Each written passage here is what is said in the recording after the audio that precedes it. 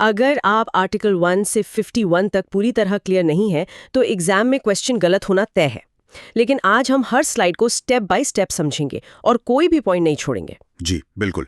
और देखिए, संविधान को ना हमें रटना नहीं है। मेरा मतलब है, ये कोई किताब नहीं है बल्कि एक कहानी है। हाँ, एक सफर की तरह है ना। एकदम सही। पहले देश बनेगा, फिर लोग आएंगे, फिर उनके अधिकार तय होंगे और अंत में उनके कर्तव्य। यही हमारा फ्लो रहेगा। तो चलिए इस ब्लूप्रिंट को डिकोड करते हैं। स्लाइड 1 में टाइटल और इंट्रोडक्शन की बात की गई है। इसका हेडिंग है भारतीय संविधान का ब्लूप्रिंट, अनुच्छेद 1 से 51A। और यहाँ सबसे बड़ा पॉइंट ये है कि हम 100% मेमोरी ट्रिक्स के साथ चलेंगे, जिससे एक भी अनुच्छेद नहीं छूटेगा। राइट। और ये इतना इंपॉर्टेंट क्यों है? मतलब अगर हमारी नींव ही मजबूत नहीं होगी तो आगे के आर्टिकल्स तो कंफ्यूज करेंगे ही। बिल्कुल। और यहाँ कुछ एक्स्ट्रा फैक्ट्स भी याद रखनी चाहिए, जैसे संविधान को बनने में 2 साल 11 महीने 18 दिन लगे और ये दुनिया का सबसे लंबा लिखित संविधान है। अरे वाह! और एग्जाम में विजुअल मेमोरी सबसे ज्यादा काम आती है, तो हमें स्लाइड्स को दिमाग में छापना है। सही कहा। अब स्लाइड 2 में संविधान का मूल ढांचा समझाया गया है। हेडिंग है संविधान का मूल ढांचा। इसमें 5 पिलर दिखाए गए हैं। भाग आई जो 1 से 4 तक है, संघ और राज्य क्षेत्र। भाग 2 है 5 से 11 नागरिकता।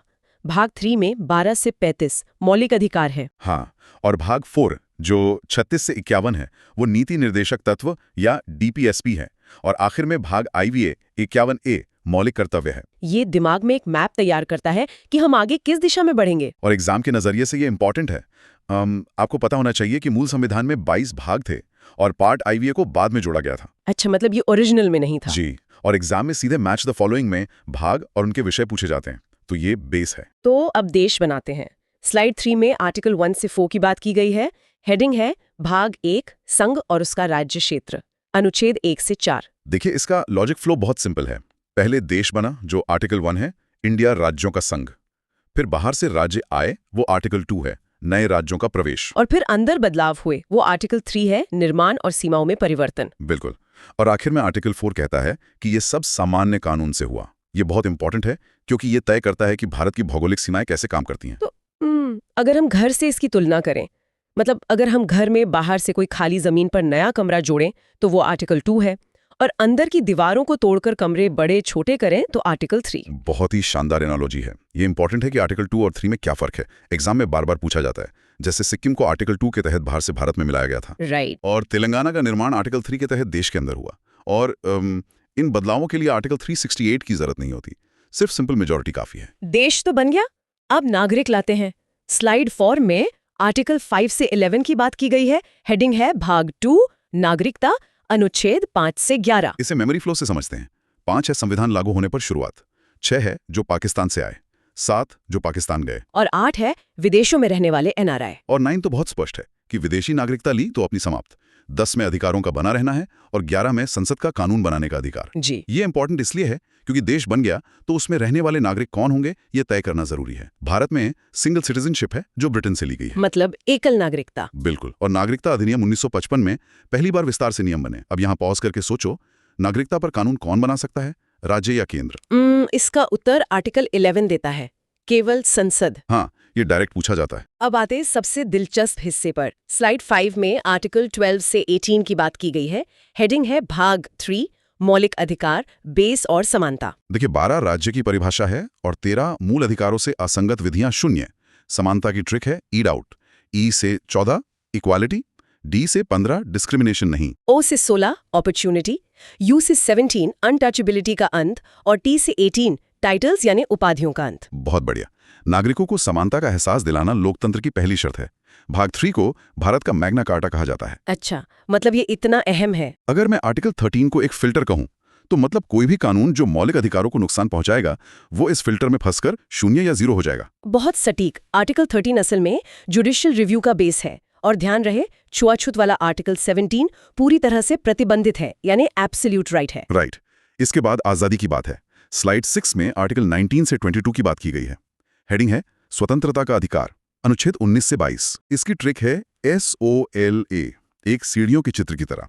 19 S यानी स्पीच या अभिव्यक्ति, 20 O यानी ऑफेंसेस से संरक्षण, 21 L यानी लाइफ और दैहिक स्वतंत्रता, और 21A ई यानी एजुकेशन 6 से 14 वर्ष के बच्चों की शिक्षा और आखिर में 22A यानी अरेस्ट या गिरफ्तारी से संरक्षण। एकदम सही। समानता के बाद इंसान को सबसे ज्यादा अपनी आज़ादी प्यारी होती है। और एग्जाम के लिए ये इंपॉर्टेंट है कि आर्टिकल 21 संविधान का सबसे चौड़ा अनुच्छेद है जिसमें राइट टू प्राइवेसी भी शामिल है। मैंने सुना है कि इमरजेंसी में भी कुछ अधिकार खत्म नहीं होते। जी हाँ, आपातकाल के दौरान भी आर्टिकल 20 और 21 को सस्पेंड नहीं किया जा सकता।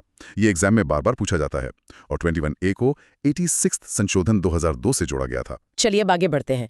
स्लाइड 7 में आर्टिकल 23 से 28 की बात की गई है। हेडिंग है शोषण के विरुद्ध और धार्मिक स्वतंत्रता, अनुच्छेद 23 से 28। यहाँ ट्रिक TC याद रखें। 23 T यानी ट्रैफिकिंग या मानव दुर्व्यापार पर रोक, 24 C यानी चाइल्ड लेबर पर रोक। और धार्मिक स्वतंत्रता के लिए ट्रिक है PAT। 25 P प्रैक्टिस या आचरण, 26 A अफेयर्स या धार्मिक कार्यों का प्रबंध, 27 T टैक्सेस न देने की आजादी, 28 E एजुकेशन यानी सरकारी संस्थानों में धार्मिक शिक्षा निषेध। बिल्कुल, समाज के कमजोर वर्गों को बचाना और एक सेक्युलर राष्ट्र का निर्माण करना बहुत जरूरी है।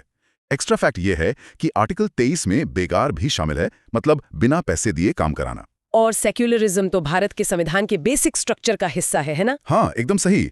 अब स्लाइड 8 में आर्टिकल 29 से 35 की बात की गई है। हेडिंग है अल्पसंख्यक अधिकार और संवैधानिक उपचार, अनुच्छेद 29 से 35। संस्कृति और शिक्षा 29 से 31 की ट्रिक है ME। 29 M माइनॉरिटीज के हितों का संरक्षण, 30 E एजुकेशनल इंस्टीट्यूशंस खोलने का अधिकार। और ध्यान रहे 31 संपत्ति का अधिकार था जिसे हटा दिया गया है। राइट। फिर आते हैं संवैधानिक उपचार 32 से 35 पे। ट्रिक है SAME। 32S यानी सुप्रीम कोर्ट की रिट, 33A आर्म्ड फोर्सेस के अधिकारों पर रोक, 34M martial law, 35E effect या प्रभावी कानून। ये इंपॉर्टेंट इसलिए है क्योंकि अधिकार तो दे दिए, लेकिन अगर कोई उन्हें छीने तो क्या? आर्टिकल 32 वो हथियार है।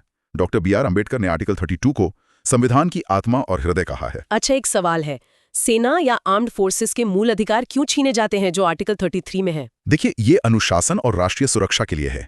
अगर सीमा पर खड़ा जवान हड़ताल कर दे तो देश की सुरक्षा खतरे में आ जाएगी, इसलिए वहां थोड़े प्रतिबंध होते हैं। समझ गई। और आर्टिकल 31 का क्या हुआ? उसे 44वें संशोधन 1978 द्वारा हटाकर कानूनी अधिकार आर्टिकल 300A बना दिया गया।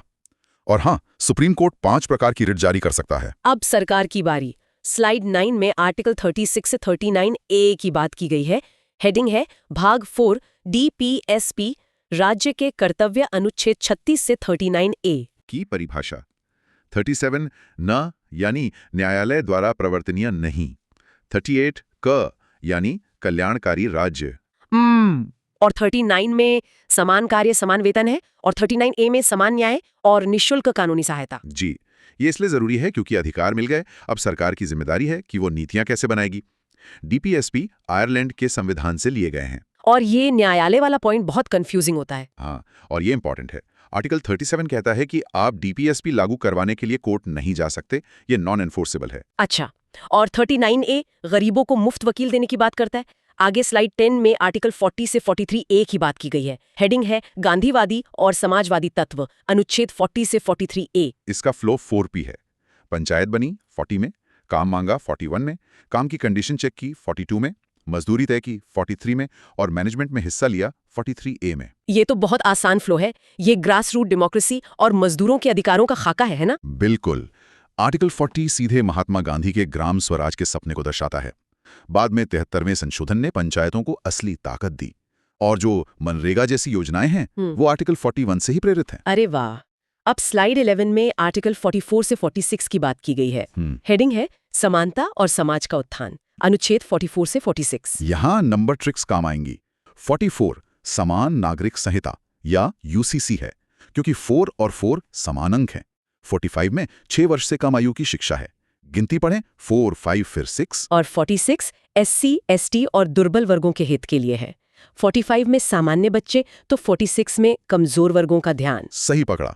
ये पूरे देश में समान कानून और सबसे कमजोर वर्ग को ऊपर उठाने के लिए है। ऐतिहासिक रूप से भारत में केवल गोवा में ही UCC लागू रहा है।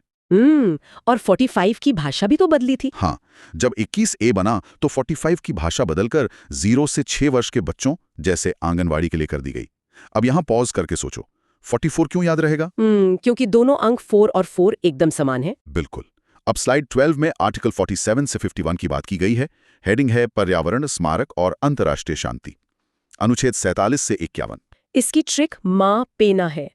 47 एम मादक पदार्थों पर रोक, 48 ए एनिमल और कृषि, 48 ए पी पर्यावरण, 49 ई एडिफाइस या स्मारक संरक्षण, 50 एन न्यायपालिका कार्यपालिका से अलग और 51 ए अंतर्राष्ट्रीय शांति। ये दिखाता है कि एक परिपक्व देश केवल अंदर ही नहीं बल्कि पर्यावरण और अंतर्राष्ट्रीय स्तर पर भी जिम्मेदार होता है। शराबबंदी आर्टिकल 47 के तहत राज्य का अधिकार है। और 50 तो बहुत लॉजिकल है, 50-50 है ना जी। आर्टिकल 50 दोनों की शक्तियों को आधा आधा बांटकर बैलेंस बनाता है। और 48 ए को 42वें संशोधन से जोड़ा गया था। अब आखिरी टॉपिक पर आते हैं। स्लाइड 13 में आर्टिकल 51 ए की बात की गई है। हेडिंग है भाग आईवीए, मौलिक कर्तव्य या फंडामेंटल ड्यूटीज। इसमें समिति थी सरदार स्वर्ण सिंह, स्रोत था रूस या यूएसएसआर। इसे 42वें संशोधन 1976 द्वारा जोड़ा गया। कुल 11 कर्तव्य हैं। 11वां 86वें संशोधन 2002 द्वारा बच्चों की शिक्षा के लिए जोड़ा गया था। और ये भाग 3 यानी अधिकारों के साथ संतुलन बनाता है। देश ने आपको अधिकार दिए तो बदले में देश भी आपसे कुछ कर्तव्यों की उम्मीद करता है। अगर मैं इसकी तुलना एक रेंट अग्रीमेंट से करूं तो मकान मालिक यानी देश हमें सुविधाएं देता है, तो किराएदार यानी हमें भी कुछ नियम मानने पड़ते हैं। बहुत सटीक उदाहरण है। और याद रहे, मूल संविधान में एक भी मौलिक कर्तव्य नहीं था और ये भी डीपीएसपी की तरह नॉन एनफोर्सेबल हैं। अब वक्त है रिवीजन का। स्लाइड 14 में पूरे ब्लूप्रिंट की रिवीजन की बात की गई है। हेडिंग है सुपर फास्ट रिवीजन। ये गियर्स और पाइप्स वाला द मास्टरमाइंड मैप है। अब पूरे स्लाइड्स को रिवाइज करें। स्लाइड 1 स्ट्रक्चर बेस तैयार। स्लाइड 2 सिटीजनशिप, नागरिक कौन। स्लाइड 3 राइट्स, नागरिकों को आजादी और सुरक्षा। स्लाइड 4 डीपीएसपी, राज्य की जिम्मेदारी। और इसी के साथ हम अंत पर पहुंच गए हैं। स्लाइड 15 में कोर्स पूरा होने की बात की गई है। हेडिंग है आपने 51 अनुच्छेद सफलतापूर्वक पूरे कर लिए हैं। बिल्कुल समझ और मेमोरी ट्रिक्स के साथ। कोई रट्टा नहीं, सिर्फ लॉजिकल फ्लो। अब आप परीक्षा के लिए 100% तैयार हैं। हमने एक खाली जमीन से शुरू करके एक जिम्मेदार नागरिक तक का सफर तय कर लिया है। अगर आपने हर स्लाइड को ध्यान से समझ लिया तो आर्टिकल 1 से 51 तक कोई भी क्वेश्चन अब नहीं छूटेगा। फायर भर। अब रोज रिवाइज करें और सिलेक्शन पक्का करें। रॉकेट्स जा रहे हैं जाते जाते। एक विचार आपके लिए छोड़ रहे हैं। सोचिए, अगर मौलिक अधिकार लागू करवाए जा सकते हैं लेकिन मौलिक कर्तव्य नहीं, तो क्या होगा? अगर देश का हर नागरिक अपने अधिकार तो मांगे लेकिन अपने कर्तव्य भूल जाए। इस पर विचार कीजिएगा।